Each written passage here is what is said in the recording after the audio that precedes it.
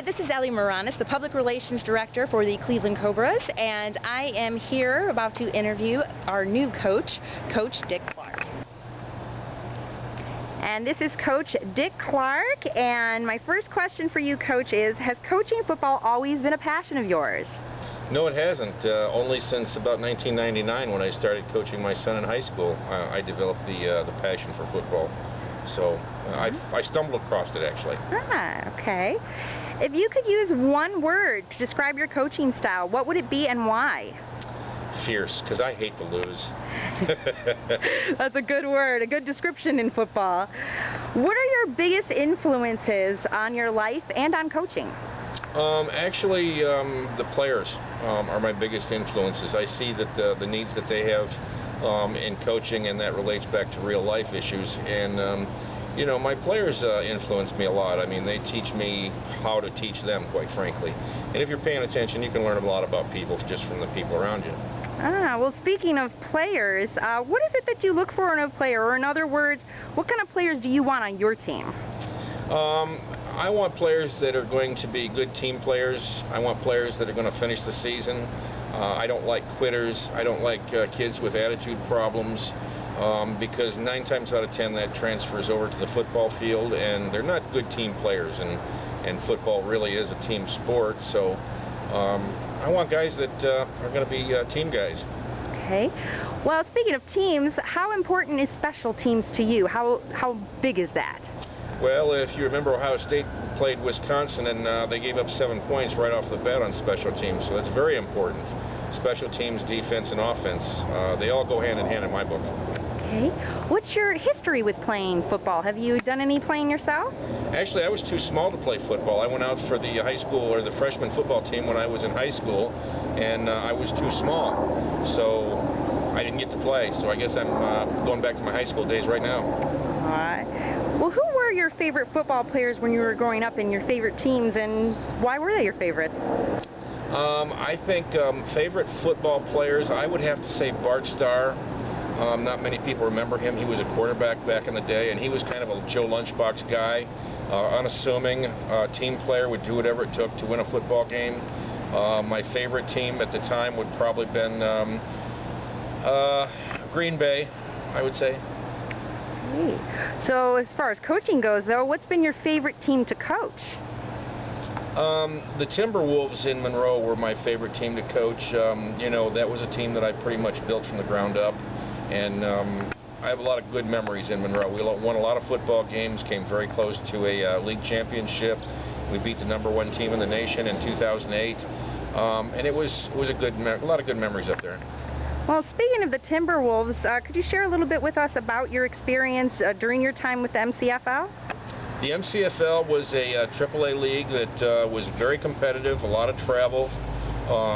We coached and had players from the NFL. Kent Smith played for the Tennessee Titans and the Oakland Raiders. He was my quarterback in 2008. Chris Floyd played for the New England Patriots. He was our fullback and running back one year. Will Behringer played for the University of Michigan. He was our safety. So we had a diverse group of guys. We had guys coming from Canada, Cleveland, Defiance, Ohio, all points east and west to play for us. The Timberwolves were a great organization, well-funded and supported, and I have a lot of good memories there. Wow, that's really nice that you were able to have that experience. But speaking of experiences, you also recently, just last year, were the commissioner of the HFL, our very own Heartland Football League. Can you maybe tell us what you enjoyed most about being commissioner of the HFL? Not only being the commissioner, I was the first HFL commissioner, and getting them off to a good start was important to me, because I believe in the each team has a vote concept. So getting the HFL off to a good start was important, and I think that I've done that now. The bad news was it just didn't quench my football coaching thirst. So for that reason, I'm stepping away to be a coach again. Ah, okay. Well, that leads into my next question for you. I was kind of curious, you know, what your impression of the Cobras was prior to you getting this position as coach, and what was it about the Cobras that made you want to come coach them? Actually, I've had several offers, coaching offers. I think what brought me to the Cleveland team was that there's a lot of talent here. There's a lot of guys that want to work together. and they haven't forgot how to have fun when they're playing football. And that means a lot to me because, you know, if there's a lot of work involved in this, and if you don't know how to have fun, the work ain't going to be any fun at all either.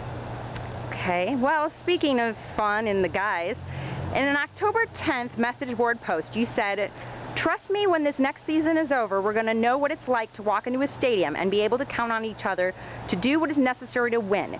We're going to know what hard work is. We're going to feel good about going to practice and learning new and fun stuff. And finally, we're going to feel like a team again, where no matter what is going on in real life, we can come join the boys and feel the brotherhood of men again. Winning is not an act, it's a way of life." Clearly you have a plan for the team's overall improvement on the field, but what is your game plan regarding the reuniting and strengthening of the brotherhood for off the field? I believe a lot of things that you learn on the field and things that I teach on the field splash over to real life. You know, things like being to practice on time, things like taking discipline, things like taking instruction, things like working together. Those are things that splash over to real life from the football field as well as personal life. I can't tell you how many wives have told me that their husbands or boyfriends respect them a lot more after having played for me, because I get after them if they don't. So that's been a good thing. But, you know, being on a football team is not just a... Hold on. We have a young man behind us making a lot of noise. Being on a football team like this is not an act, it's a way of life. If you think you're going to come out and run some plays and go to practice and go through the motions, you just aren't going to do well on this team. Well said, Coach. Well, finally, Coach, the last thing. What are 3 things people don't know about you? John Gruden is my hero, Coach Gruden. He's probably as close to my style of coaching as I can think of in real life. I'm a sucker for Tim Hortons coffee, and I loved Woody Hayes. Great. Well, Coach, thank you very much, and we look forward to a wonderful 2011 season. Thank you.